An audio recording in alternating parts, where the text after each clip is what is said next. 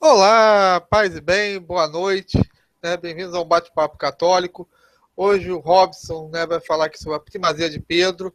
Eu espero que seja uma baita aula dele, né, que o Robson já teve aqui diversas vezes. E eu estou muito interessado em saber dessa primazia de Pedro, né, que é uma das coisas que é ligada à fé católica, porque não dá para ser católico sem ser ligado ao Papa, sem ter as chaves da autoridade. Então eu vou passar a palavra para o Pedro. Pro Pedro, pro Robson. Ah, é, para o Robson. Desculpa. Então,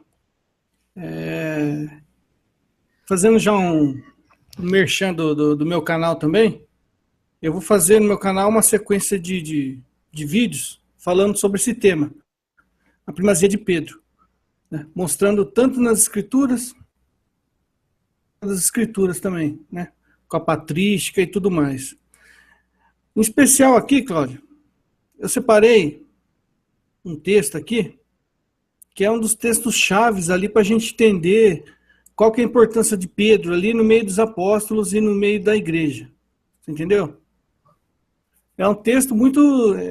costuma ser deturpado pelos protestantes. Estava acompanhando um debate esses dias entre um católico e um protestante no YouTube, e o protestante citou esse texto aqui de Atos, capítulo 15, né? Aquele conhecido concílio de Jerusalém, né? E eles costumam citar isso aqui como criando ali um atrito entre Paulo e Pedro. Como se Pedro estivesse defendendo uma coisa, Paulo estivesse defendendo outra, e quem deu a palavra final ali em tudo isso teria sido Tiago. Isso aqui é o jeito que eles costumam interpretar esse capítulo aqui. Mas como que eu quero fazer? Eu quero pegar esse capítulo e debulhar ele, né? Analisar e fazer uma interpretação nossa, uma interpretação católica. Eu acho que a gente tem direito também de interpretar, né? Não é livre a interpretação? Bom, a gente tem a interpretação da igreja, né? Aliás, eu sempre que pego essa passagem, eu falo, pô, eles não leem Gálatas. Que Paulo deixa claríssimo em Gálatas que a disputa era entre Tiago, os judaizantes, e Paulo, né, que era não judaizante. São um detalhe técnico que eles pulam nessa passagem. Eles não entendem que ali tá a disputa entre Tiago e Paulo. Mas pode continuar aí. Então vamos lá. A gente vai ler aqui a passagem, e tem outras passagens aqui que para fazer porque a gente tem que ler no contexto, né?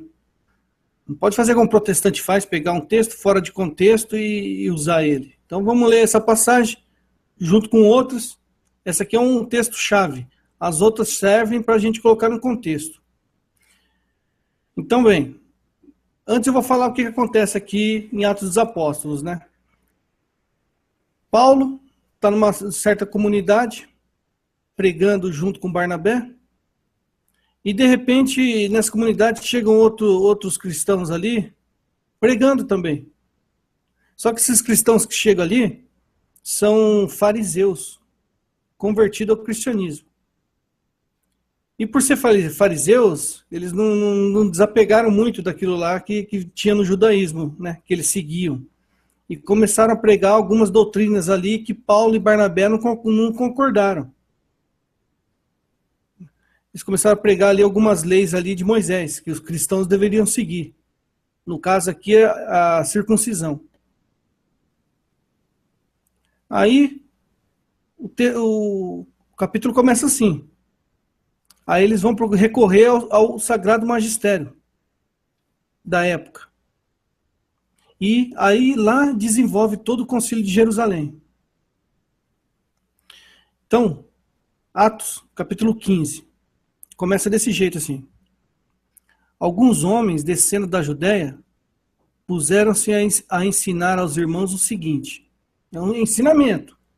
Então dá para ver, né, Cláudio? Que é uma doutrina, é um ensinamento. Uhum. Se não vos circuncidais, segundo o rito de Moisés, não podeis ser salvo. Originou-se, então, grande discussão de Paulo e Barnabé com eles. Então, a discussão era entre Paulo e Barnabé, de um lado, contra os judaizantes. Fica claro aqui no início, né? Perfeitamente. E resolveu-se que estes dois, com alguns outros irmãos, fossem tratar dessa questão com os apóstolos e os anciãos em Jerusalém. Então começou a ter uma discussão dentro de uma comunidade cristã, lá no primeiro século, uma discussão em torno de uma doutrina, do ensinamento ali. Um lado eram os judaizantes ensinando o quê? Ensinando o que estava nas escrituras. Do outro lado nós temos o quê? Paulo e Barnabé contrariando isso. Então a gente tem ali cristãos que defendem que devem seguir o que está escrito e cristãos defendendo que deve seguir o que foi ensinado por Jesus. E que não estava escrito ainda, diga-se de passagem, né, Cláudio? Exatamente, é uma doutrina completamente nova. Aliás, nem Jesus comentou sobre a circuncisão. Isso é um detalhe técnico. Você não tem Jesus falando contra a circuncisão nos 4 evangelhos, né? Mas vamos continuar. Então, ficou aquele embate ali. Aí, eles todos, num consenso, decidiram que quem ia pôr um ponto final naquela questão. A Bíblia, as Escrituras, né? Que eles já tinham as Escrituras do Antigo Testamento. Quem quer pôr um ponto final naquilo ali? As Escrituras ou a tradição que tinha na época? O texto fica claro aqui no começo. Eles não recorreram a escritura nenhuma para decidir essa questão aqui. O texto fala, foram encontrar os apóstolos e os anciãos em Jerusalém. Então aqui a gente não vê só a escritura nessa passagem aqui. Pois bem, acompanhados dos membros da comunidade, tomaram o caminho que atravessa a Fenícia e Samaria, contaram a todos os irmãos a conversão dos gentios, o que causou a todos grande alegria. Então, causou uma alegria diferente porque eram gentios que estavam se convertendo, não judeus. Chegando a Jerusalém, foram recebidos pela comunidade, pelos apóstolos e anciãos. Apóstolos e anciãos aqui são os apóstolos que estavam em Jerusalém, não eram os 12, mas tinha alguns apóstolos aqui em Jerusalém, e esses anciãos são os demais discípulos que seguiam Jesus. Como, por exemplo, ali Maria, né, os discípulos de Emaús, Maria Madalena.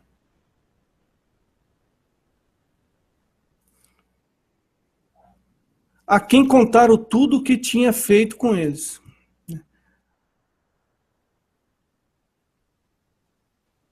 Mas levantaram-se alguns que antes de ter abraçado a fé eram da seita dos fariseus, dizendo que era necessário circuncidar os pagãos e impor-lhes a observância da lei de Moisés.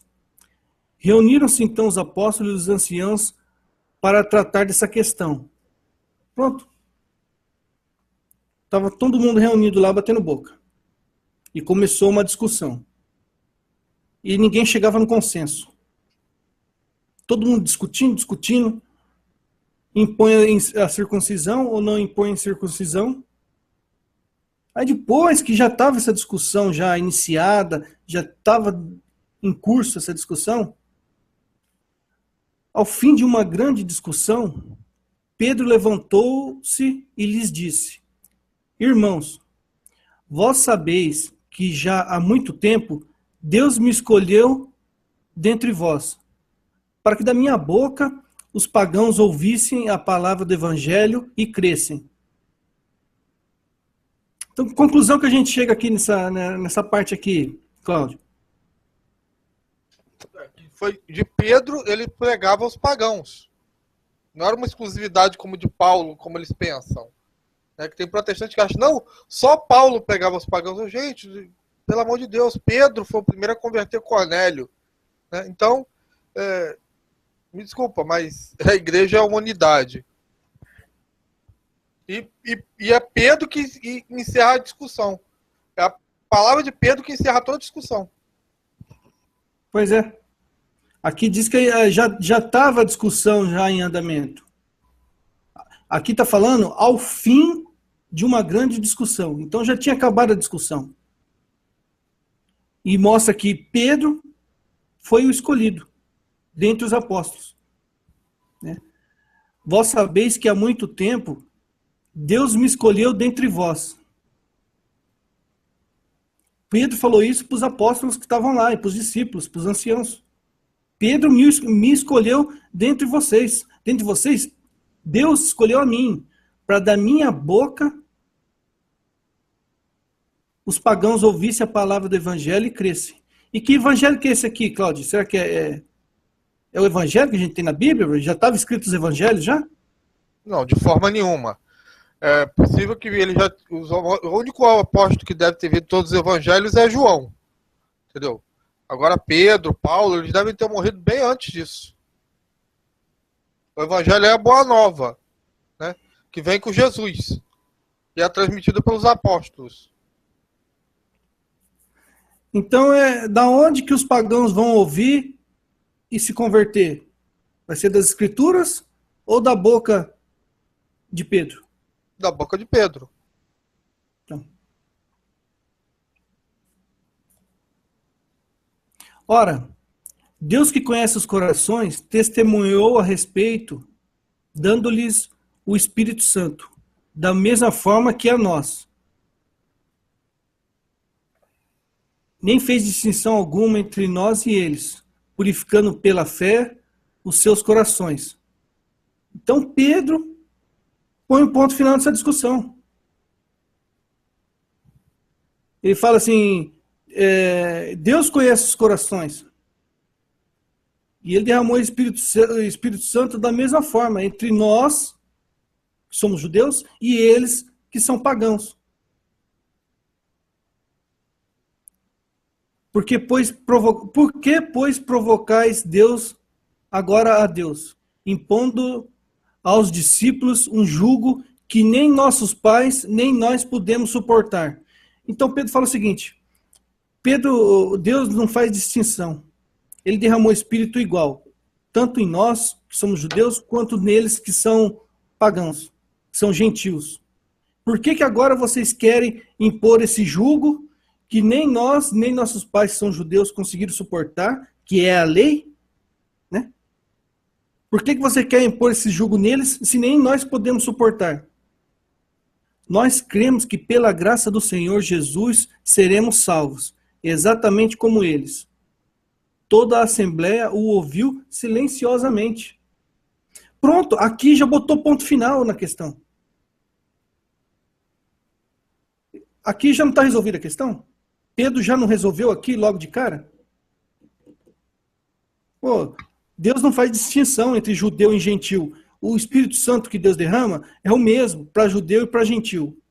Então por que agora vocês querem impor para eles uma lei que nem os seus pais conseguiram suportar? É pela graça do Senhor que seremos salvos. Exatamente nós que somos judeus, quanto eles que são gentios. E toda a Assembleia ouviu silenciosamente. Pronto, acabou a discussão. Já não acabou a discussão aqui, Cláudio? Já. Cadê Tiago aqui? E cadê Tiago aqui botando fim na discussão? Não tá. Não tem Tiago botando fim na discussão. A única coisa que o Tiago faz é amém e tudo bem. Eles botam ali que o Tiago disse, eu julgo, aliás, que o Tiago que estava julgando alguma coisa. Putz, como os caras são completamente ignorantes. E dizer que Paulo versus Pedro aí é ridículo.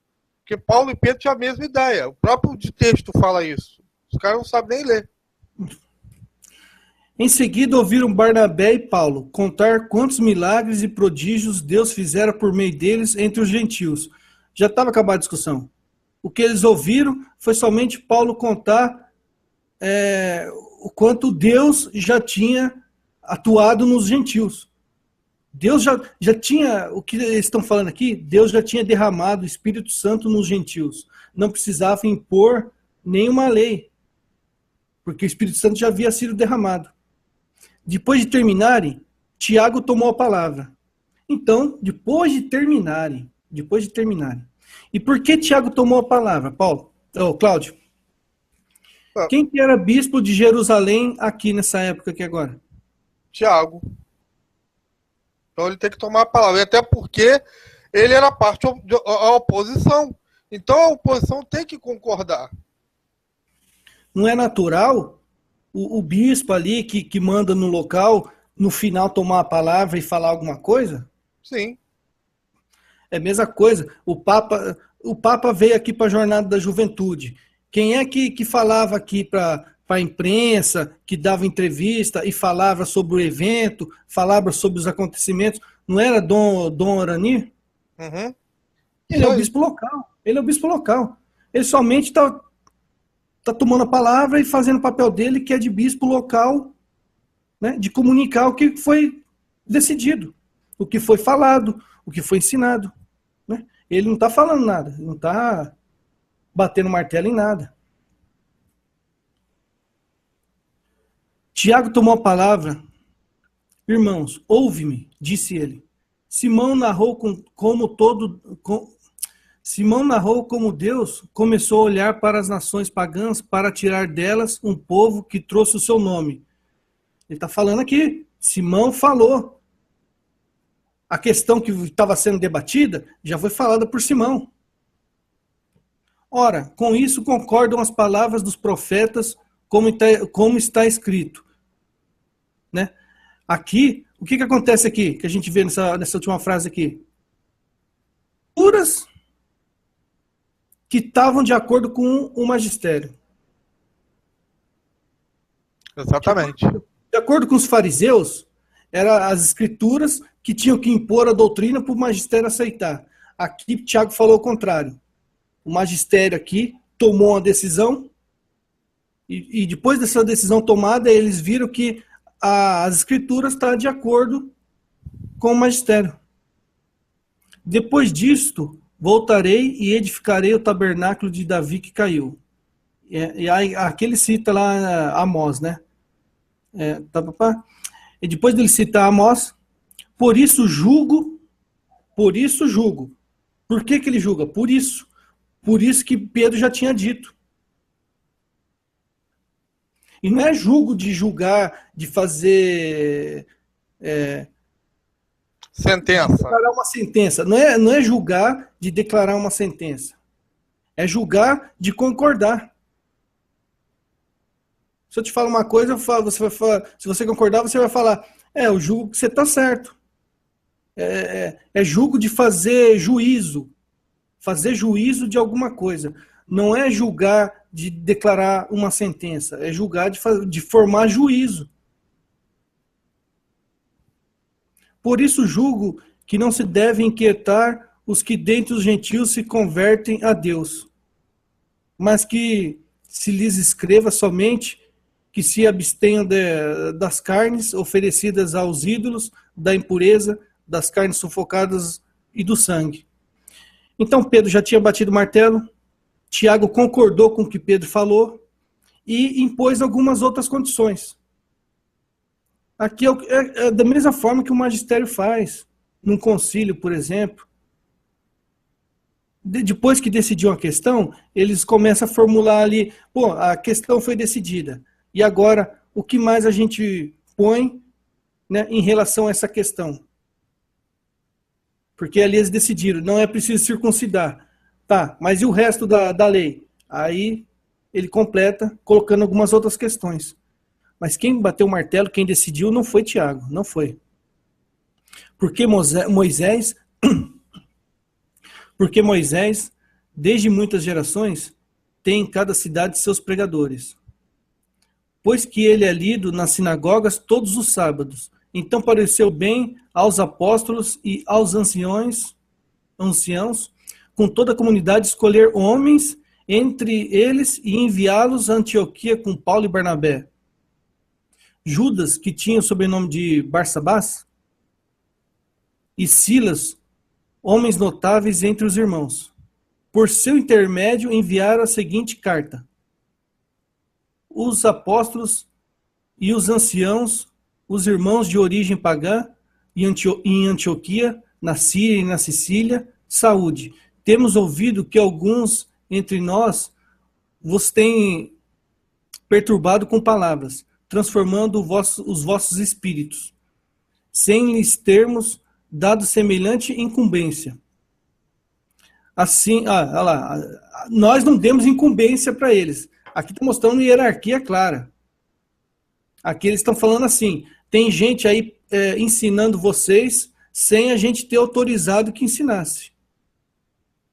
Né? Nós nos reunimos e decidimos escolher delegados e enviá-los a vós, com os nossos amados Barnabé e Paulo, homens que têm exposto suas vidas pelo nome do Senhor Jesus Cristo. Enviamos, portanto, Judas e Silas, que de viva voz exporão as mesmas coisas. De viva voz. Cadê só a escritura aqui, ô Cláudio? Não tem. Não tem. Eles escreveram uma carta aqui para a comunidade lá. Por acaso essa carta que eles escreveram estava ensinando alguma coisa? Não estava ensinando nada. Era uma carta simplesmente dizendo, a gente está enviando fulano aí para ensinar vocês. Pronto. E eles vão ensinar vocês como? De viva voz. De viva voz. Com efeito, pareceu bem ao Espírito Santo e a nós não vos impor outro peso além do seguinte, indispensável, que vos abstenhais das carnes sacrificadas aos ídolos, do sangue, da carne sufocada e da impureza. Dessas coisas farei bem e de vos guardar conscientemente a Deus. Pronto. Ô Cláudio, fala uma coisa para mim. Duas coisas que a gente pode concluir com esse texto aqui. Bom, primeiro... Pedro, referente a Pedro e sola escritura. Bom, primeiro você tem toda a autoridade de Pedro, que depois que ele fala, todo mundo cala a boca. Entendeu? E detalhe, ele fala depois que a discussão tinha encerrado. Uhum. Entendeu? Depois que ele falou, não teve mais discussão. Não teve mais. O pessoal baixou a cabeça, entendeu? Eles tiveram que escutar Paulo e Barnabé narrar, né, a intervenção do Espírito Santo nos gentios. Outra coisa é que não teve escritura aí. Eles não foram recorrer lá atrás no Antigo Testamento, porque não tinha passagem do Antigo Testamento abolindo. Eu até falo, nem nos evangelhos lá de Marcos, Mateus, Lucas, que a gente conhece hoje por evangelhos, não tem Jesus falando nada contra a circuncisão. Então, de onde é que veio isso? Da autoridade da igreja, que revela as coisas. Eu vou falar uma coisa para você. Eu não duvido nada. Se a gente não tiver essa passagem aqui, eu não duvido nada se os adventistas não iam exigir isso da gente também. Uhum. Entendeu? E outra coisa que você tem ali, o Cristo, a igreja revela mais do que a própria escritura. Você parou para notar isso? Que a escritura do Antigo Testamento, e aliás o protestante ele confunde aqui escritura com Bíblia, tá? Não tem nada a ver. Tanta verdade isso aí que você falou, porque se a escritura fosse a única regra de fé aqui, que sentido eles teriam de ir até Jerusalém para consultar alguém? Bastava pegar que eles tinham, todas as escrituras, a Tanakh, e ler, junto com o Talmud, que seja, e decidir entre eles ali, não é mesmo? Exatamente como os protestantes fazem. Olha, eu vou abrir aqui a Bíblia, entendeu? E vou decidir aqui. Para que ir lá falar com o Pedro e com, né? Eu não resolvo aqui. Sair de Antioquia lá resolvendo, não tinha como. É o concílio, que o protestantismo não tem. Isso aqui, para mim, sempre foi um mau contraste com o protestantismo. Entendeu? A palavra que ficou valendo no final foi da igreja. E a igreja representada pelo Papa, que é Pedro. Para mim, isso aqui é indiscutível, a autoridade de Pedro.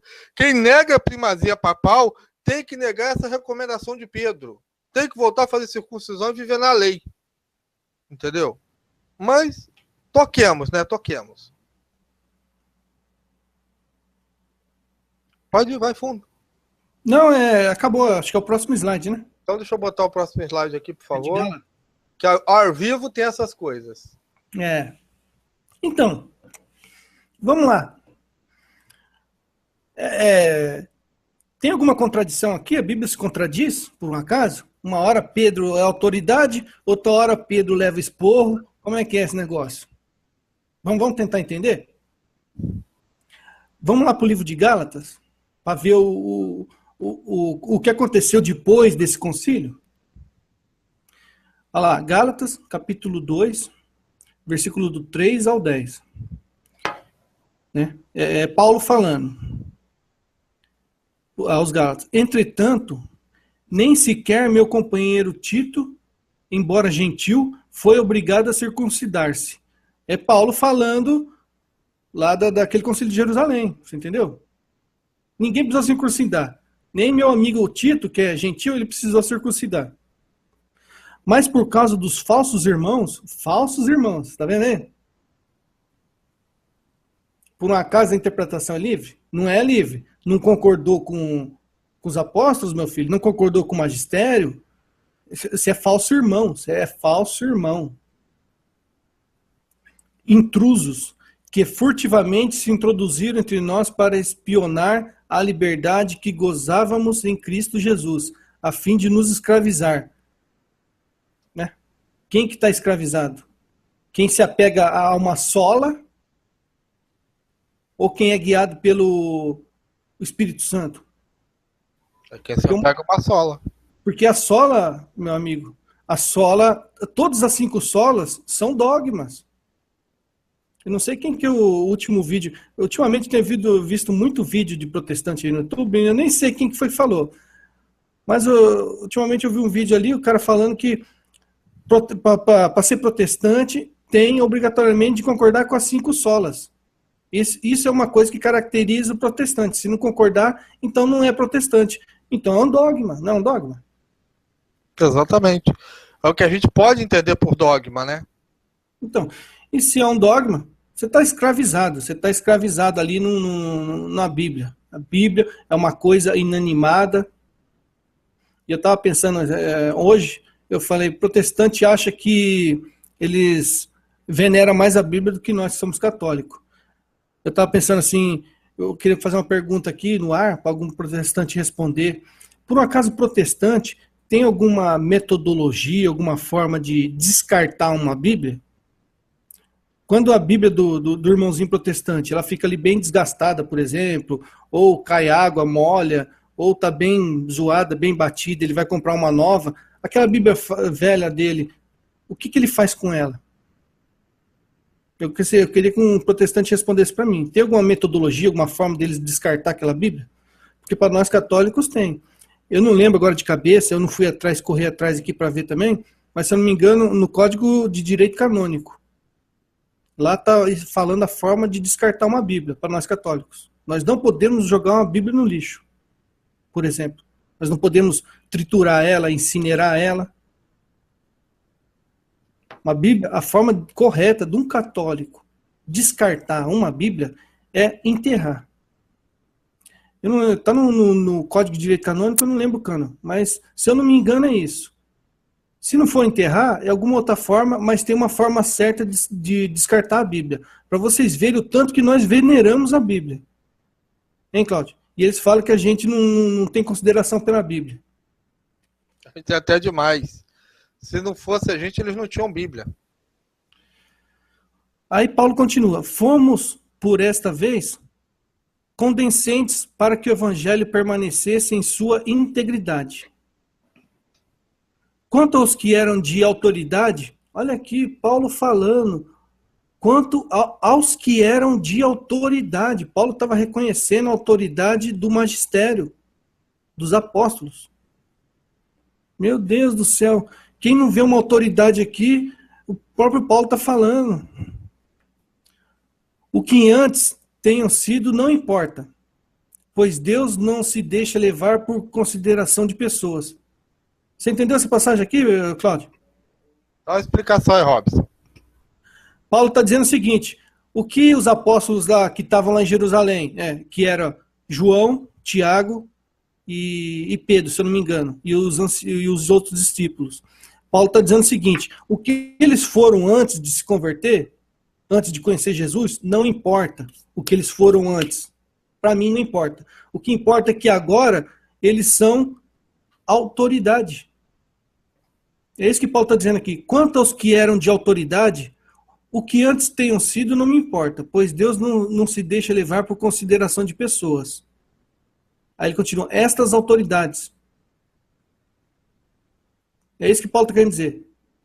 Hoje eles têm autoridade. Ah, mas antes eles não eram judeus, não eram pecadores. Oh, não importa. Não importa.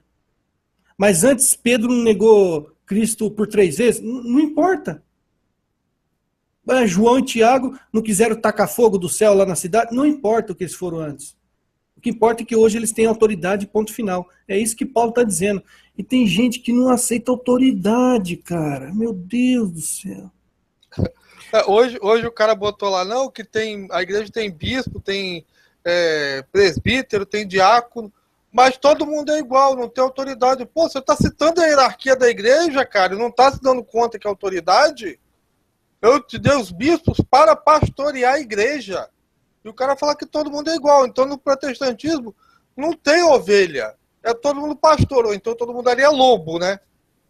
As ovelhas correram todas, ou foram tudo devoradas. Mais à frente aqui, eu já vou adiantar o que a gente vai ver mais à frente. Mais à frente a gente vai ver que essa autoridade é direcionada. Essa autoridade é limitada. É uma autoridade referente a ensinamento, a doutrina. Mas tem autoridade. De qualquer forma, Paulo está falando que eles têm autoridade. Digo, de nada me impuseram. Quer dizer, Paulo falou, os caras lá, Pedro, ele que tem autoridade, não me impôs nada. Ufa, graças a Deus, não me impuseram nada. E tem gente falando que Paulo tem mais autoridade que Pedro aqui. Tem gente, você ouve o cara falando isso. Pois Deus não se... ao contrário, viram que a evangelização dos incircuncisos me era confiada. Quer dizer, olha, ao invés deles me recriminar pelo trabalho que eu estava fazendo, de missionário, de evangelizar, muito pelo contrário, eles falaram que eu fiz tão bem feito, né, o meu trabalho, que eles me designaram esse cargo. Eu evangelizei tão bem os gentios, que eles gostaram tanto que me designaram para evangelizar os gentios de agora em diante. É como um empregado, guardadas as devidas proporções, lógico, né? É uma analogia que eu vou fazer agora. É como um empregado falando do seu chefe. Eu fui fazer um serviço, meu chefe gostou tanto do serviço que eu fiz, que agora ele me designou para fazer só aquele tipo de serviço. É mais ou menos isso que Paulo está falando, né, não, Cláudio? Isso aí, exatamente. E é uma coisa que eu acho engraçado, Robson, é que o cara que sabia mais de escritura, que era Paulo, ele foi levado para um povo que não entendia nada de escritura. Os protestantes, eles acham que Paulo abria lá as escrituras, chegava lá para os gregos, lá para os romanos. Olha, eu vou aqui, vou falar para vocês de Isaías, de sei lá, de quem das quantas, do rei Davi, que eles não tinham a menor ideia do que era. Entendeu? Eles não tinham essa noção. Alguns gentios ligados ao judaísmo poderiam ter, mas a grande massa não tinha. Pedro era pescador, né? Com certeza devia ser analfabeto. Com certeza as cartas de Pedro que a gente vê nas escrituras, com certeza foi carta que ele falou e outra pessoa escreveu, redigiu. Com certeza. Sim, Pedro, João também era analfabeto. Tanto é que Marcos era o tradutor de Pedro. Marcos acompanhava Pedro. Quando Pedro ia pregar para um povo de língua grega, era Marcos que traduzia a pregação de Pedro.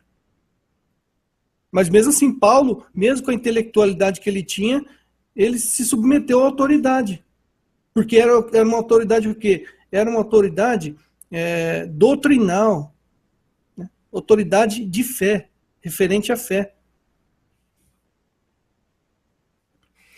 Como a 12 circuncisos a Pedro. Então Paulo falou, olha, eles gostaram tanto do meu trabalho que eles deixaram cuidando dos gentios e deixou os judeus para Pedro. Distribuir aqui. Porque aquele cuja ação fez Pedro o apóstolo dos circuncisos, fez também de mim o dos pagãos. Tiago, Cefas e João. Um detalhe para esse Cefas aqui, ó, Cefas. Pedro é sempre chamado de Cefas. O que quer dizer Cefas em aramaico, Cláudio? Pedro, pedra. Pedra. Cefas quer dizer pedra. E naquela passagem lá, quando Jesus fala, tu és Pedro, e sobre essa pedra edificarei a minha igreja, como que Jesus falou no aramaico ali? Cefas. Tu és Cefas, e sobre Cefas eu edificarei minha igreja. Sobre este Cefas eu edificarei minha igreja. E tem alguma outra forma de interpretar isso, contrária à interpretação católica? De jeito nenhum. Até como foi feito isso? O protestante ele tem que ir lá na Terra Santa. Quando Jesus ele proclama isso, ele está em Cesareia de Filipe, de frente para a pedra de Pan, que era chamada as portas do inferno. Aquela caverna, a pedra de Pan, era chamada as portas do inferno. Então a igreja ia ser oposição às portas do inferno. Entendeu? Que tem protestante que bota assim, que Pedro fala isso e 5 versículos depois ele cai na mão de Satanás. A igreja, Satanás prevaleceu sobre ele. Uhum. Gente, como uma pessoa ignorante. É do ignorância, fora de série. Isso nada tem a ver. Eles precisam ler aquela passagem lá onde Jesus fala para Pedro. Não, Jesus está falando com todos os apóstolos e Jesus fala assim, olha, Satanás pediu para vos peneirar. Vos peneirar. Vos, terceira pessoa do plural. Então Jesus está falando, Satanás pediu para peneirar vocês. Para vos peneirar. Aí depois ele fala para Pedro, porém, Pedro, eu orei por ti. Quer dizer, se Jesus ali, se Satanás tomou conta de Pedro ali, então a oração de Jesus não valeu. É uma idiotice atrás da outra que esses caras falam, né? Exatamente. E Pedro para confirmar os irmãos da fé. Na sequência fala, Pedro, eu sei que minha oração vai dar certo, lógico, né? Por razões lógicas. Então, quando você voltar, confirma teus irmãos. E é isso que Paulo disse aqui, quando Paulo falou, o que ele foi antes não importa, o que importa é que hoje é autoridade. Exatamente. Paulo está falando isso que Jesus falou lá. Depois que você voltar, você vai ser tentado. Você vai me negar 3 vezes. Não, mas eu vou orar por você. Eu vou orar por você. E depois, quando você voltar depois de Pentecoste, com o Espírito Santo, forte, né? Sem ter medo de nada, você confirma teus irmãos. É isso que Jesus quis fazer e é isso que Paulo falou aqui. Tiago, Cefas e João, que são considerados as colunas, porque Tiago, Cefas e João são os discípulos mais amados por Jesus. Os evangelhos falam, né? Aquela hora lá que Jesus foi orar, se eu não me engano, orar lá no Getsemane. Jesus deixou os apóstolos e chamou os 3 para acompanhar ele. Se eu não me engano também, eu acho que na transfiguração, Jesus chamou os 3 para acompanhar ele. Então, Tiago, Cefas, João são considerados colunas. E os evangelhos dão testemunho que os 3 são os mais amados por Jesus. Reconhecendo a graça que me foi dada, deram as mãos a mim e a Barnabé, em sinal de pleno acordo. Né? Iríamos aos pagãos e eles aos circuncidados. Recomendaram-nos apenas que nos lembrássemos dos pobres, o que era precisamente a minha intenção.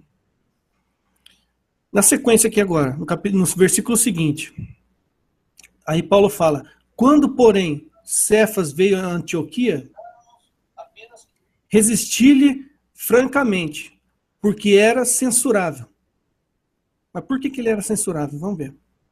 Pois antes de chegarem alguns homens da parte de Tiago, ele comia com os pagãos convertidos. Mas quando aqueles vieram, retraiu-se e separou-se destes, temendo os circuncidados. Os demais judeus convertidos seguiram-lhe a atitude equivocada, de maneira que mesmo Barnabé foi levado por eles a essa dissimulação. Então o que aconteceu? Pedro ali tomou uma atitude errada e os outros foram no embalo dele. Mas aqui está falando por um acaso que Pedro ensinou alguma coisa, pregou alguma coisa e Paulo contestou o ensinamento dele? Uhum. Aqui é simplesmente uma atitude, um comportamento. Pedro agiu de uma forma errada, se comportou de maneira errada, deu um mau exemplo. Aqui não está falando em nenhum momento que Pedro ensinou uma coisa e Paulo ensinou outra. Aqui mostra o quê? Que Pedro, que o Papa, ele tem infalibilidade quando ele vai ensinar. Quando ele vai ensinar uma regra de fé, uma doutrina, um ensinamento de fé, ele tem a infalibilidade. Só que ele não tem impecabilidade. Ele pode pecar, ele pode ter uma atitude errada na vida pessoal dele. E é isso que aconteceu aqui. Quando Pedro ensinou, Paulo baixou a cabeça, ponto final. Quando Pedro pisou na bola, pecou, agiu de maneira errada, aí Paulo já se sentiu no direito de repreender. E é isso que Paulo faz. Quando vi que o seu procedimento não era segundo a verdade do Evangelho, o procedimento dele. O Evangelho já tinha sido estipulado em Jerusalém, só que ele procedeu de maneira errada. Tipo assim, ele ensinou uma coisa e agiu contrário ao que ele ensinou. É isso que Paulo está querendo dizer. Disse a Cefas, em presença de todos, se tu que és judeus vives como os gentios e não como os judeus, com que direito obrigas os pagãos convertidos a viver como os judeus? Pode pular para o próximo slide, Cláudio? Deixa eu só fazer um comentário disso aqui rapidinho. É que é o seguinte, essa passagem de Gálatas, para mim é a maior prova da autoridade de Pedro. Porque Pedro, ele não faz um discurso, ele não fala nada. Antioquia é a casa de Paulo. Antioquia é praticamente a casa de Paulo. Pedro vai lá de visita. Pedro não fala um discurso. O que ele faz? Ele age errado.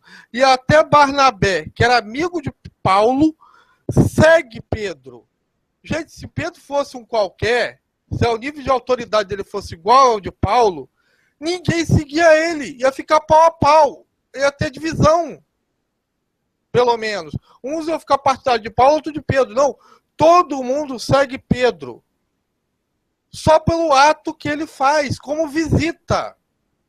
Entendeu? É como se viesse alguém aqui na minha casa de visita, fizesse um negócio errado e todo mundo imitasse. Contrariando o pai da casa, que no caso aí é Paulo. Você reparou nisso? Entendeu? Todo mundo segue Pedro. A igreja segue Pedro. Até no erro. As pessoas da igreja seguem. Só que a igreja é um ser vivo. E aí ele levanta os santos. E os santos, né, como Paulo, como foi Santa Catarina de Sena, e tantos outros, alertam o Papa. Olha, isso é um erro.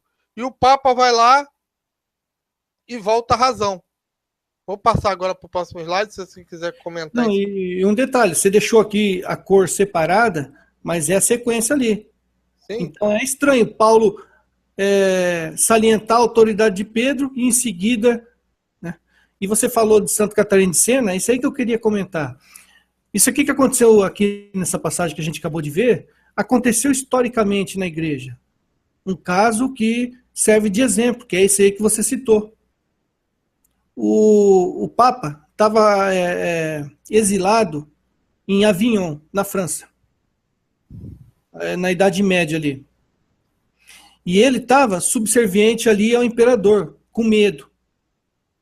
Enquanto que lá em Roma estava uma zona. Roma, naquela época, era considerada a favela da Europa. Estava uma bagunça. Enquanto isso, ele estava lá na França, com medo de voltar para Roma. Com medo do imperador lá francês. E Roma abandonada e ele em Avignon. Santa Catarina de Sena vai a Roma e vê a bagunça que está aquilo lá. E ela não gosta daquilo lá, porque ela sabe que lá é a sede do bispo romano, do Papa. e ela vê aquela bagunça, aquilo lá largado de tal forma que não tem ninguém cuidando, ela fica tão indignada que ela vai até Avignon, chega lá pro Papa, que se eu não me engano é Gregório XI, e fala na cara dele. Fala, Papa, honre isso aí que você tem no meio das pernas. Seja homem. Eu estou sentindo o cheiro do inferno lá em Roma. Eu estou sentindo o cheiro de enxofre naquilo lá. Porque o inferno está começando a tomar conta. Então larga isso aí, cria vergonha na sua cara, larga Avignon, peita, bate de frente com esse imperador e vai para Roma. Seja homem. E o que São Gregório XI fez, Cláudio? Pode contar a história, ela é toda sua. Simplesmente baixou a cabeça e obedeceu. São Gregório XI largou Avignon e foi para Roma. E já fazia anos, se eu não me engano, acho que 70 anos que o Papa estava lá em Avignon já. Já era, acho que, já tinha até acontecido uma sucessão lá em Avignon. O Papa já fazia 70 anos que o papado já estava lá com medo lá em Avignon. 70 anos. Santa Catarina de Sena foi lá e falou, o que você está fazendo está errado. Seja homem e dê exemplo. O Papa pegou, baixou a cabeça e foi para Roma, no mesmo momento. E por isso, ele deixou de ter autoridade sobre a igreja, Cláudio? De jeito nenhum. Você quer passar para o próximo com o slide? Pode, vou passar sim, todo seu. Será que é esse aqui mesmo? É esse aqui? Mateus 23:1. Não tem um terceiro slide, um outro? Não. O senhor me deu foi só exatamente isso. São 4 slides que você tem aí?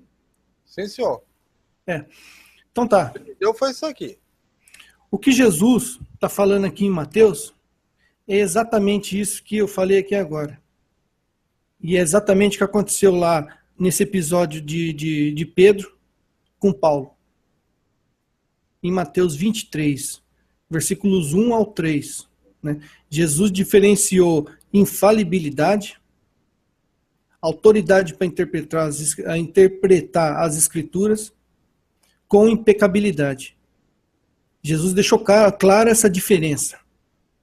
Quem faz essa bagunça e confunde é burro que não sabe ler uma Bíblia. Mateus 23, do 1 ao 3. Né? Jesus fala o seguinte. Um versículo antes, Jesus fala, os fariseus sentaram na cátedra de Moisés.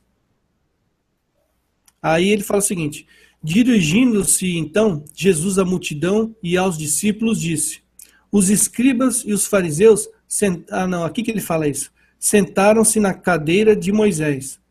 Observai e fazei tudo o que eles dizem. Quer dizer, não tinha livre interpretação para judeu, não tinha essa história de livre interpretação. Quem tinha autoridade para interpretar eram os escribas e os fariseus, e o povo tinha que obedecer à interpretação deles. Jesus não tirou a autoridade deles referente a isso. Jesus faria isso somente depois que ele morresse.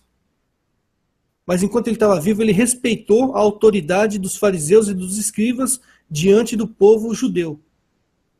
Observar e fazer tudo o que eles dizem. Não tem essa de pegar a Torá lá e querer interpretar sozinho, não. Só a escritura não tem essa, não. Faz o que os fariseus e os escribas ensinam. Porque eles ensinam conforme a lei. E vocês não decidiram seguir a lei, então vocês vão seguir a lei, e quem decide qual é a lei e qual não é, são os escribas e os fariseus. Mas não façais como eles, pois dizem e não fazem. Mesma coisa que aconteceu com Pedro e Paulo lá. Pedro escutou o que Paulo escutou o que Pedro ensinou. Só que ele não era obrigado a fazer tudo que Pedro fazia. Paulo seguia os exemplos bons. A partir do momento que Pedro deu um exemplo ruim, não tem que fazer como ele. Você entendeu? Porque ele não é impecável. Ele não é impecável. Ele pecava. Ele tinha autoridade devida à inspiração do Espírito Santo. Essa passagem aqui, você está de acordo comigo, Cláudio? Concordo plenamente. Até porque isso é uma realidade católica. Nós tivemos 21 papas corruptos. E a igreja não desviou 1 milímetro da fé. Isso é que é interessante. Por quê? Porque a gente sabe que ele tem autoridade, mas ele não é impecável. Eu falo, olha, se tivesse 21 pastores protestantes do protestantismo, como foram os papas da gente, aquilo lá já acabava. Aliás, acabou em divisão, divisão da divisão da divisão. Por que ele se dividiu? Porque ele não concordou com o pastor dele. Porque o protestantismo é a heresia da heresia. É a rejeição da doutrina anterior. E a gente teve mesmo papas pecadores aí, papas horríveis. Ali a gente teve o chamado século de ferro, que foi o século X, né? 900 e pouco, até 1000 e pouquinho. Ali foi uma sucessão de famílias italianas ali brigando pelo papado. Então uma família botava um membro da família no papado, aí vinha outro lá, envenenava o papa morria, a outra família botava outro no lugar. Aí vinha outro, colocava outro. Aí tinha um que não gostava, botava o segundo papa e ficava um antipapa no lugar e o papa lá em Roma. Mas a sucessão não acabou. Teve um período que teve três papas. Um antipapa legítimo e 2 antipapas ilegítimos. Foi quando, se eu não me engano, foi nesse episódio aí, quando o papa saiu de Avignon e foi para Roma. O papa saiu de Avignon, foi para Roma e ficou um papa em Roma. Aí o rei lá da França não gostou, falou, vou botar outro papa então aqui em Avignon. E botou um papa em Avignon. E eu não sei aonde lá, falou, então tá essa bagunça, vou botar um papa aqui também. Ficou 3 papas brigando. Aí eles entraram num consenso para fazer um concílio. Aí nesse concílio, o papa legítimo de Roma, se eu não me engano, renunciou. Falou, eu renuncio para a gente tentar botar um ponto final nessa questão. O outro papa da França, se eu não me engano, também renunciou. E o terceiro papa não quis renunciar. Aí entraram no consenso, escolheram um papa, colocaram ali em Roma. E aquele papa de Roma continuou até hoje. E aquele papa que era antipapa, 2, 3 sucessões depois acabou. Então, quer dizer, a igreja é protegida por Deus. A gente teve papas horríveis. A gente teve um papa ali que dava até vergonha de falar dele. Eu encontrei uma vez eu vi falando aqui, não lembro quem estava fazendo a palestra aqui, falou, eu não duvido, eu não vou me estranhar nada se um dia eu chegar lá no céu e encontrar Lutero lá e o Papa Alexandre VI, eu ficar sabendo que ele foi para o inferno. O Papa Alexandre VI é o Papa espanhol, na época que o Brasil foi descoberto. A história dele, cara, é uma sequência assim, de coisas assim, de maus exemplos. Mas só que ele nunca ensinou nada errado. Quando, por exemplo, descobriu o Brasil, ele, por ser espanhol, puxou sardinha para os espanhóis. Os espanhóis falaram, você que vai ajudar lá na divisão do Brasil, na divisão da América do Sul, divide de uma forma que beneficia a Espanha, ao invés de beneficiar os portugueses. Aí no Tratado de Tordesilhas, o Papa ajudou a Espanha. E foi um cafajeste na política. Mas só que quando os espanhóis e portugueses chegaram para ele e falaram, Papa, a gente está com dificuldade de conseguir a mão de obra dos índios, porque os jesuítas não estão deixando. Expede uma bula aí, falando que os índios não têm alma. Porque se você fazendo isso, os jesuítas não vão ter nenhum poder sobre eles, a gente vai ter como explorar a mão de obra desses índios. E o que o Papa fez? Aquele Papa que era pecador. Falou, não, de jeito nenhum.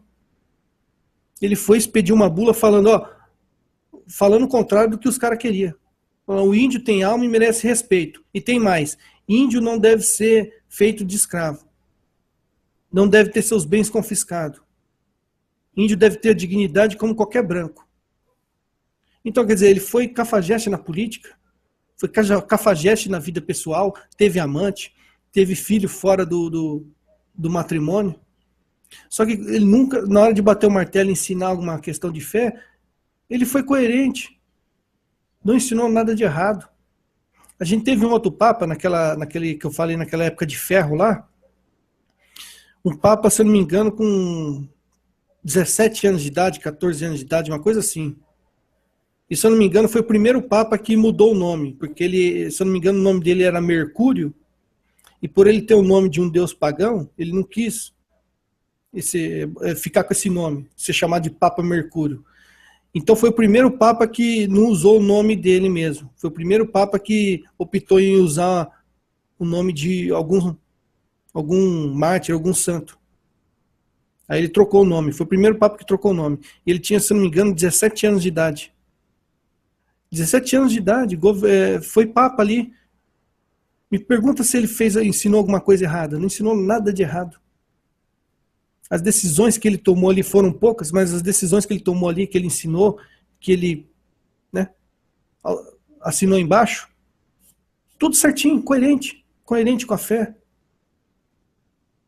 Então, se o protestante estudar a história da igreja, e se o protestante ler a Bíblia com honestidade, é impossível não se converter. É impossível não se tornar católico. Eu já falei até demais, Cláudio. Robson, eu só vou responder aqui uma questãozinha aqui que um histérico protestante mandou, né? Que ele primeiro botou aqui que a gente respondeu, né? Que Pedro fez isso, fez aquilo, você já respondeu que não importa o que ele fez, o importante é que ele é autoridade. E para fechar com chave de ouro, para você ver, primeiro que ela pega de um blog que o cara, eu já cansei de refutar o cara aqui, estou dedicando agora para me refutar esse cidadão, que ele só sabe deturpar as coisas. E aí ela bota assim, que Jesus não confiava nos apóstolos. Então ela pega e cita o capítulo 2 e o versículo 24 de João, né, que está aqui, ó. Mas João não confiava nele porque conhecia todos. Só que o detalhe técnico, ela não conta o que estava acontecendo. Jesus estava conversando com os judeus, né, e Jesus fala sobre a destruição do templo. Ele não estava falando com os apóstolos. Jesus falou, olha, se vocês destruírem esse templo, eu vos reerguerei em 3 dias. Os judeus replicaram, em 46 anos foi edificado esse templo, e tu há de levantar ele em 3 dias, mas ele falava do seu corpo. Depois ressurgiu dos mortos, os discípulos lembraram dessas palavras e creram nas Escrituras e na palavra de Jesus. Enquanto celebrava a Páscoa, muitos creram no seu nome, à vista dos milagres que ele fazia. Quer dizer, ele não está falando aqui dos apóstolos. Ele estava, enquanto celebrava a festa da Páscoa. Ora, Jesus não conheceu os apóstolos na festa da Páscoa. Deixa de ser analfabeta. Jesus conheceu os apóstolos na pesca milagrosa. Mateus, ele estava trabalhando. Aí Jesus não confiava em quem? Nesses judeus. E não nesses que Jesus não confiava. Não nos apóstolos. Porque ia ser um absurdo. Só que alguém que tem uma diarreia mental muito grande para dizer que Jesus não confiava nos apóstolos e deixou a igreja para eles. Você sofre de diarreia mental. E, óbvio, você segue esse blogzinho sem vergonha, só pode ter isso na sua cachola. Sabe como o Olavo de Carvalho chama isso? Paralaxe cognitiva. Exatamente. Eles pegam assim um aspecto pequenininho ali, no caso aqui, uma passagem pequenininha, e ignora tudo o resto que é a Bíblia. Pô, eu já tá ali falando dos judeus. Ide e pregar a todas as nações. Mandou os discípulos pregar. Como eu não confiava? Meu Deus do céu! Toda a escritura ali fala uma coisa. Por causa de uma frase, e ainda mal interpretada, conforme você falou aí, provou. Ele ignora tudo por causa de uma frase. E sem falar o seguinte, Cláudio, protestante tem essa mania. Você põe uma coisa aqui, uma refutação, em vez dela argumentar em cima disso que a gente falou aqui, ela calou a boca para isso que a gente falou e foi buscar alguma outra passagem para entrar no confronto aqui. Eles usam a Bíblia para isso. A Bíblia para eles, só a Escritura, serve para quê? Para quando alguém refuta você numa passagem, você correr para outra passagem e bater de frente e ponto final. Eles acham que fazendo assim resolver a questão. Isso que ela falou aí resolveu alguma questão?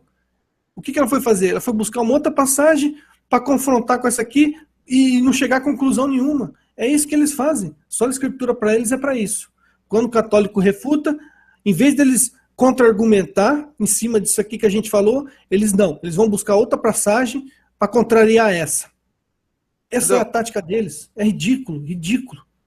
Se você ler o texto todo, lá em cima fala dos discípulos de Jesus, aí Jesus está entrando na Páscoa, ele revira o templo, que lá está os cambistas, ele joga as pombas lá. É nesses cabras aí que só que vai Jesus atrás de milagre, que a grande maioria desses protestantes picareta, não são todos, é que Jesus não confia. Eu só vou atrás de Jesus por milagre, mas ele estava fazendo o que antes? Estava lá no templo vendendo coisa, né? O nome de Jesus. Esse aí Jesus não confia. É em Judas que Jesus não confia. Por quê? Judas foi o primeiro que saiu para vender Jesus, quando ele estava possuído pelo diabo. Entendeu? Aí eu fico, gente, como é que pode ter uma mentalidade dessa? Jesus não confiava os discípulos. Por isso mesmo que ele confiou a igreja a ele, todas as escrituras, todo o ensinamento. Então nada é confiável, minha filha. Vai ser burra lá na China. Pomba. Vai ser burra mesmo, isso é burrice. Eu não confio em você, por isso mesmo que eu vou confiar minha igreja, minha casa, as chaves, todos os ensinamentos, toda a doutrina para vocês. Exatamente porque eu não confio. Porque vocês são os bostos, não tem nada a ver comigo. Pô, isso não tem o mínimo de raciocínio, gente. É por isso que eu falo. Que nem eu falei no vídeo hoje, o ateu tem razão. Ele lê um treco desse protestante falando, aí ele fala, olha, o religioso não é racional por causa disso. Todos os argumentos que ela botou, Pedro foi questionado nisso, questionado aquilo.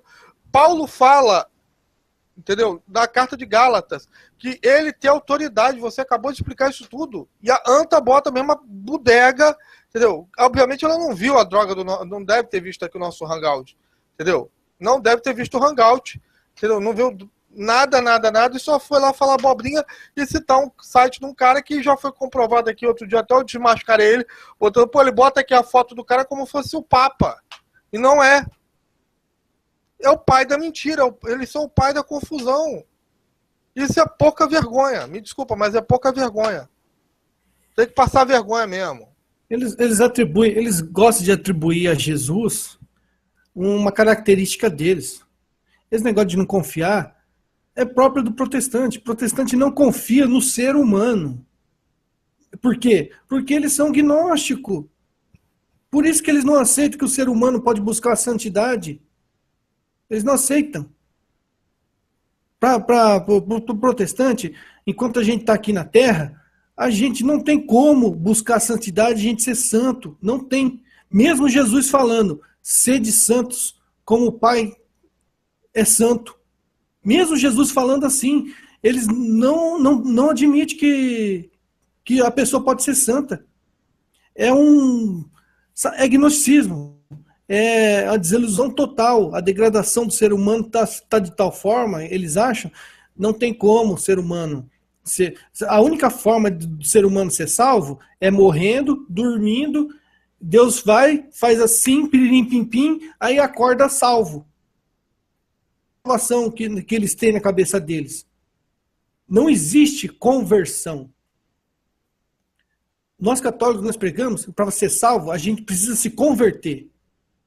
Mas se a pessoa não se converter aqui na Terra, vai se converter no purgatório.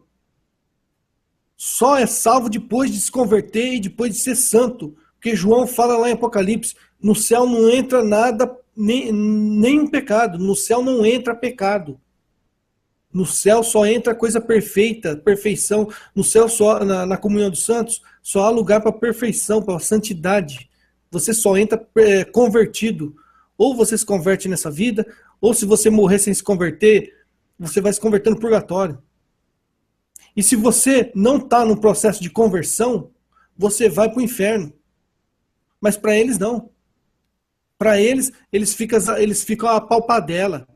É por isso que eles admitem multiplicidade de seita, com divergência de ensinamento. Porque eles sabem que, para eles, o ser humano não tem como conhecer os desígnios de Deus, conhecer uma forma de se tornar santo. Eles já estão conformados com isso. Eles falam assim, o ser humano não tem como ser santo. Então, ensinando errado ou ensinando certo, vai dar a mesma porcaria. Não importa se a doutrina do batismo, se tem que ser por imersão ou aspersão. Não importa se tem que guardar o sábado ou domingo. Não importa se é predestinação ou é livre-arbítrio. Não importa isso, não importa aquilo, porque afinal de contas a gente não vai nunca ser santo mesmo, e a gente vai depender única e exclusivamente de Deus, não tem como a gente se esforçar para ser santo, então vamos viver as alpapadela, porque quando a gente morrer a gente vai dormir, e quando acordar, pirim pim pim, estamos salvos ou estamos no inferno. Então é um jogo, um tiro no escuro. Para eles é isso, para eles a vida religiosa é um tiro no escuro. Eu estou aqui nessa denominação, mas se eu estiver lá também, eu vou estar errado do mesmo jeito. Mas se eu estiver na outra, eu vou estar errado do mesmo jeito. Porque eu nunca vou ser santo. Santidade não existe para eles aqui. Então, não importa. Eu só vou ser condenado ao inferno se eu for católico. Aí, se eu for católico, eu vou para o inferno. Mas se eu for protestante, não importa onde eu estiver, porque onde eu estiver, eu vou estar errado. Então, eu vou depender da sorte. É assim que eles pensam. É gnosticismo essa praga aí. Não, e tem outra que eu fico assim, carambola, o texto das chaves, eles falam que é evangelho. E era o evangelho que os fariseus já tinham. Eu falo, gente, eles não sabem nem o que é evangelho. Se os fariseus já tinham o evangelho antes de Jesus Cristo veio trazer o que, quiabo? Nada. Eles tinham o evangelho, então ali Paulo e Barnabé estavam errados e os outros estavam certos. Exatamente. É tudo burro. Eles não sabem, ele não entra na mentalidade judaica, monárquica, que as chaves é autoridade, que está lá, quem tinha as chaves era o primeiro-ministro depois do rei. Era esse que tinha autoridade. Aquilo é um cargo que é passado, né, pela história. Enquanto tem aquela dinastia real, aquele cargo é passado adiante. Assim como a própria cátedra de Moisés. Moisés já estava morto há muito tempo, mas a cátedra dele ainda existia no tempo de Cristo. Cláudio, sempre tem uma sucessão na Bíblia, sempre. Deus, no Antigo Testamento, nunca teve livre-arbítrio, nunca Deus se manifestou de modo geral para todo mundo, do mesmo jeito. Sempre teve sucessão. Escolheu Adão pisou na bola, ali escolheu Sete, depois escolheu Noé, escolheu Abraão, Isaac, Jacó, escolheu José, escolheu Moisés, escolheu Josué, e assim por diante. Deus sempre faz uma escolha, uma eleição. E quem sentou na cátedra de Moisés primeiro? Josué. E assim por diante. Quando chegou em Jesus, tinha essa sucessão também. Exatamente. Mas aí os caras não veem isso. A gente, quando fala cátedra de Pedro, então Pedro, quando morreu, acabou a cátedra. Não. A cátedra de Pedro é superior à de Moisés. Muito superior. E quando a gente fala cátedra, não está se referindo a cadeira, a uma coisa inanimada, uma cadeira. Está se referindo, Jesus está fazendo um jogo de palavra. Porque naquela época, um juiz só dava sentença sentado. É isso que Jesus quer falar. Um juiz, quando ia dar uma sentença para um condenado, ele estava sempre sentado na cadeira. Um rei, quando ele ia proclamar um decreto, ele fazia sentado na cadeira. É isso que Jesus está falando. Essa cadeira no sentido figurado. É lógico que Moisés não tinha uma cadeira lá, que todo mundo ia... Moisés morreu, aí José sentou nela. É no sentido de autoridade. E quem estava na cátedra tinha o direito de autoridade, de julgar, de decidir e de dar a sentença, entendeu? É isso que Jesus está falando. E na época de Jesus, quem estava na cátedra de Moisés eram os fariseus e os escribas.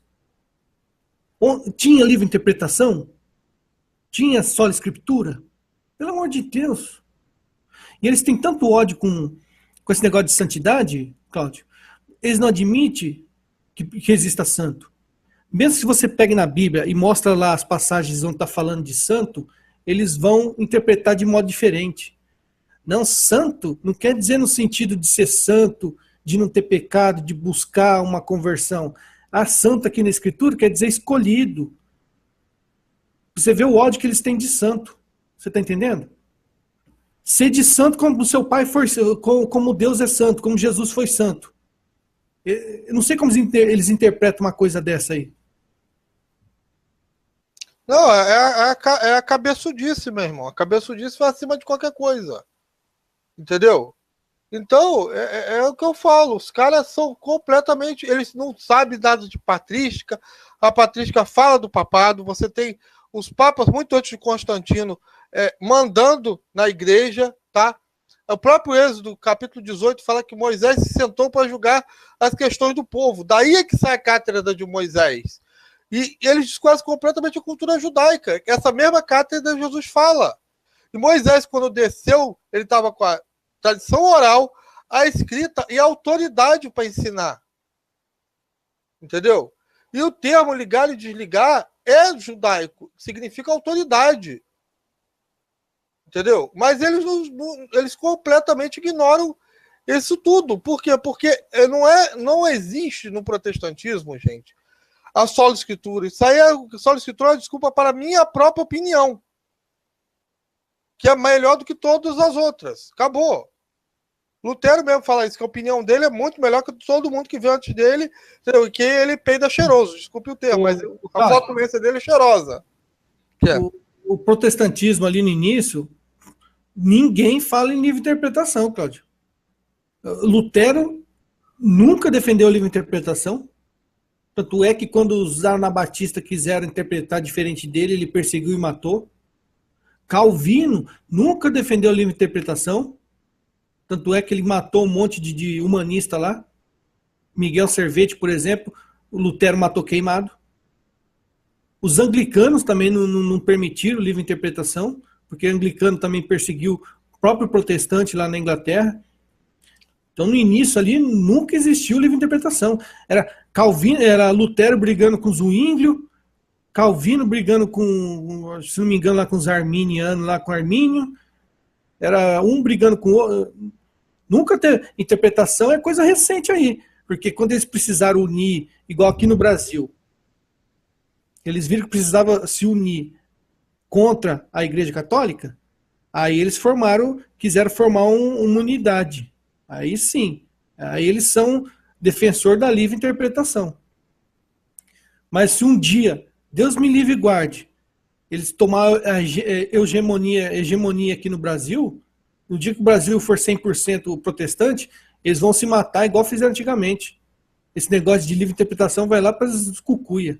Eles estão unidos enquanto eles têm um inimigo em comum. O dia que não tiver mais é igual um muçulmano. O dia que não tiver mais um inimigo em comum, vão se matar entre eles. Isso é certo, é certo. Protestantismo, livre interpretação no início do protestantismo nunca existiu. E é porque é aquela coisa, né? Era uma religião estatal. Entendeu? Acabou. Tanto é que precisaram fazer uma reunião lá, se não me engano, em 1555, lá em Augsburg. Fizeram a reunião lá, alguns príncipes, alguns líderes ali protestantes para reunir e fazer aquela famosa frase lá: cuius regio, eius religio. Qual é a região, tal qual é a religião. Que quer dizer o seguinte: se o rei aqui, por exemplo, o rei aqui decidiu que em Genebra vai ser calvinismo, não pode vir ninguém de fora lá querer converter em Genebra. Se aqui for tal religião, ninguém pode vir de fora querer converter ali. Eles tiveram que entrar nesse acordo aí. E mesmo assim, alguns não aceitou isso. Como, por exemplo, os huguenotes, os anabatistas, né? Que eram os radicais, que não aceitaram. Sei lá, cara. O protestante, entra lá no meu canal, protestante, você que está ouvindo nós aí, vai assistir um curso de história do protestantismo lá para você ver, para você ter vergonha disso aí que você segue. Você vai ter vergonha que você nunca mais vai ser protestante na vida. Pelo amor de Deus. É fogo, cara. Bom, eu acho que a gente já falou até demais, Robson. Você quer terminar? Então, essa, pra você ver, né, Cláudio? Foi só uma passagem. Tem É, várias outras. Tem várias outras. O dia que que você quiser se reunir aqui de novo para comentar uma outra passagem aí, tá tranquilo. Eu recomendo que o pessoal vá no seu canal ver, que é um canal muito bom, né? E tal, para incentivar, né, essa comunidade católica, que Andorinha só não faz verão, entendeu? Eu pelo menos acho assim, né, que eu acho legal fazer essa troca, né? tem que se ajudar, porque no YouTube você sabe, né? É panelinha. Se eu tenho 600 inscritos, eu vou me relacionar com pessoa que tem 600 inscritos só, porque quem tem 1000 não vai querer me ajudar. Aí quem tem 10.000 não vai querer me ajudar, vai querer só se envolver com quem tem 10.000 para cima. Quem tem 30.000, quem tem 100.000, é assim, essa porcaria aqui. Eu discordo, bom, eu não sou desse pensamento. Eu, por mim, quero ajudar todo mundo que é católico a divulgar o seu canal. Tanto é que eu já fiz propaganda do seu, já fiz do Cris, do Daniel Silveira, né? Desse pessoal bom aí. Mas e o pessoal que tá lá em cima lá? O pessoal Aí, que tem 10.000, 30.000, 100.000. eu sei lá, cara, eu não censuro eles não, porque. Ah, mas poderia ajudar, cara. Poderia ajudar. Ah, Tem, mas mer- eles. tem mercado para todo mundo. Não é não? Sim, mas é aquela coisa que eu falo. Os caras não conhecem às vezes a Se gente. compartilha da mesma doutrina, da mesma opinião, tá de acordo? Por que não ajudar? Mas também entrega na mão de Deus, é o que Deus quiser. Uhum. É, O importante é que eu e você, o nosso canal, tá até agora não traiu o objetivo. graças a Deus. Né? A gente não tá precisando apelar, não tá precisando falar palavrão, não tá precisando pegar e meter o pau nas pessoas. A gente fala de doutrina. Quando eu faço um vídeo respondendo uma pessoa, eu respondo o pensamento dela. Eu não preciso ficar falando mal dela, ficar fazendo gracinha, ficar contando piadinha. O dia que eu começar a fazer isso, eu vou estar traindo o que me propus ali no início. O importante é que a gente está sendo fiel ao que a gente se propôs, né? É, entendeu? E é isso aí. Entendeu? Se Deus veio para mim, eu sempre tento, né, passar adiante a doutrina da melhor maneira possível e tento incentivar outras pessoas a fazer isso. Eu peço para os católicos, entendeu? Tem que ter gente melhor do que eu, tem gente mais instruída, melhor para falar do que eu. Eu quero que eles trazer esse povo para a internet, eu quero trazer esse povo para o YouTube. Você que é católico, você tem uma coisa boa para falar. Ontem mesmo, né, eu estava aqui com o irmão falando, o Pedro aqui falando né, sobre os canhotos e tal, e eu quero trazer mais gente. O problema é que também tem católico que é muito acanhado, né, de falar as coisas. E eu quero trazer mais gente para cá. E se Deus quiser, vai aparecer. Entendeu? Não pode ser acanhado. Porque se você está com a razão, se você está no lado da verdade, você não tem que ter medo nem vergonha. Quem tem que ter medo e vergonha é quem está mentindo. Uhum. Você tá do lado da verdade, não tem que ter medo de dar a cara a tapa. Exatamente. Também acho.